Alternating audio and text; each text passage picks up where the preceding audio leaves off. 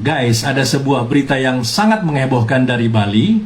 Seorang gadis yang merupakan anak tunggal dari pengusaha kaya raya di kota Denpasar, satu-satunya pewaris tunggal dari semua kekayaan bapaknya, diam-diam mencintai seorang lelaki yang bekerja sebagai buruh di perusahaan bapaknya.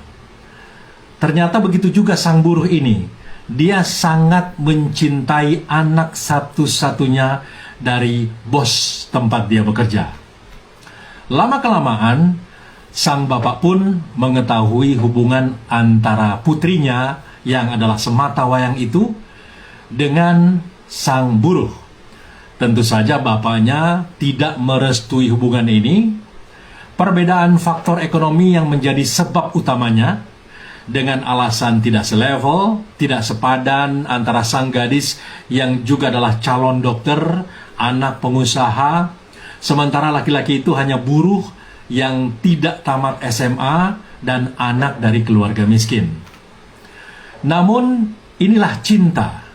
Sudah beberapa kali putrinya meminta dan memohon agar orang tuanya merestui hubungan mereka. Tapi sang bapak tetap bersikukuh dengan keputusannya, bahkan mengancam akan memecat si lelaki itu dari pekerjaannya jika tidak memutuskan hubungannya dengan putrinya. Namun keputusan itu tidak memudarkan cinta mereka.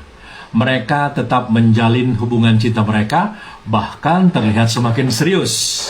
Mereka berencana untuk kawin lari. Akhirnya, gadis itu pergi meninggalkan rumah bersama si lelaki itu, walau dia tahu bahwa kehidupannya kelak akan sengsara. Ini tidak menghalangi niatnya untuk minggat dari rumah. Apapun keputusan bapaknya tidak ia pedulikan. Cinta telah membawanya pada rencana mengarungi bahtera yang bergelora. Bapaknya kebingungan. Mencari kesana kemari, berbagai cara ia tempuh untuk mengetahui keberadaan putrinya, dan akhirnya ia menyadari apa yang dilakukannya itu ternyata keliru dan sudah melukai hati sang putri. Dia pun segera menulis permintaan maaf di beberapa media sosial seperti Facebook, Twitter, WhatsApp, dan lain-lain. Bunyi pesannya itu seperti ini. Anakku sayang, maafkan ayah nak. Ayah tahu cinta kalian tidak dapat dipisahkan. Pulanglah nak. Ayah merestui kalian. Isi permintaan maaf itu akhirnya terbaca oleh sang anak gadis, dan ia pun pulang menemui bapaknya ditemani lelaki kekasih hatinya. Tentu saja kedatangan mereka disambut dengan tangan terbuka oleh keluarga sang gadis. Dan hari pun berganti hari, persiapan pernikahan pasangan kekasih ini hampir rampung. Suatu hari sang calon pengantin tengah berada di salon rias di Jalan Gajah Mada Denpasar untuk ikut fitting ukuran baju pengantin mereka. Ketika si gadis ini tengah mencoba rias agung pengantinnya, sang lelaki kekasihnya ini pamit untuk membeli minuman di sebuah minimarket yang letaknya itu ada di seberang salon.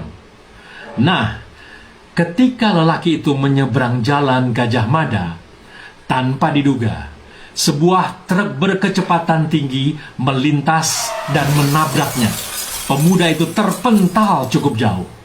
Sang gadis yang melihat kejadian itu segera berlari ke arah lokasi kecelakaan dan menangis histeris memeluk kekasihnya. Naas, pemuda itu langsung meninggal dunia di tempat kejadian. Darah terus mengalir dari tubuh pemuda itu, membasahi pakaian putih rias agung milik sang gadis, hingga akhirnya si gadis pun lama-kelamaan pingsan tak sadarkan diri. Besok harinya, jenazah lelaki kekasihnya itu dikebumikan. Malam setelah pemakaman, ibu sang gadis bermimpi didatangi seorang nenek tua yang menyuruhnya untuk segera membersihkan noda darah sang pemuda yang menempel pada pakaian putih rias pengantin sang gadis.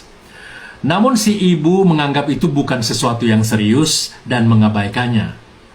Namun, Pada malam kedua, giliran sang bapak yang bermimpi didatangi nenek tua yang sama yang juga memintanya untuk membersihkan noda darah itu.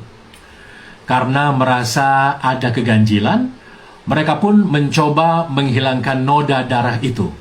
Namun apa yang terjadi? Meskipun dicuci berulang kali hingga hari ke-6, darah itu tidak pernah bisa bersih atau hilang dari pakaian putih pengantin sang gadis itu.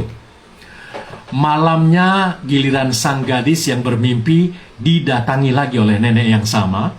Nenek tua itu mengancam akan membunuh sang gadis apabila sampai hari ke-7 setelah pemakaman, noda darah pada pakaian putih rias pengantin itu belum juga bersih. Malam itu tidak seperti biasa. Rumah sang gadis ini terasa sepi dan sunyi. Tiba-tiba terdengar suara pintu depan digedor dari luar. Di tengah ketakutan, dengan memberanikan diri, gadis itu mencoba untuk membuka pintu. Di hadapan dia berdiri seorang nenek tua yang pernah datang dalam mimpinya. Hampir pingsan si gadis ini, dia lunglai terjatuh tak berdaya. "Siapa kamu? Mau apa kamu ke sini?" tanya sang gadis dengan gemetar. Bukannya menjawab, sang nenek tua itu malah makin mendekat dan tiba-tiba berbicara. Nenek datang hanya ingin memberikan ini, sambil melemparkan sebuah bungkusan ke arah sang gadis. "Ini apa? Untuk apa?" tanya sang gadis semakin ketakutan. Dengan suara lirih, nenek itu berkata, "Itu adalah rinso anti noda untuk membersihkan noda yang membandel di gaun putih kamu." Serius amat dengerinnya? Ngopi dulu yuk guys.